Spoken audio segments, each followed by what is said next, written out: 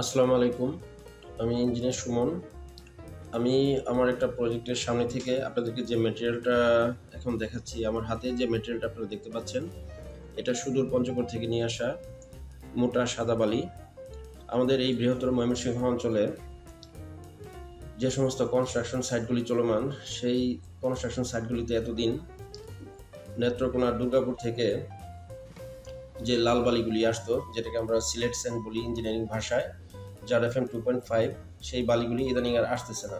ঘাট সংক্রান্ত জটিলতার কারণে, ঘাটগুলি বন্ধ থাকার কারণে সেই বালিগুলি এখন আর আমাদের এখানে আসতেছে না। ফলে আমাদেরকে বিকল্প সোর্স থেকে এই বালিগুলি কালেক্ট করতে হচ্ছে।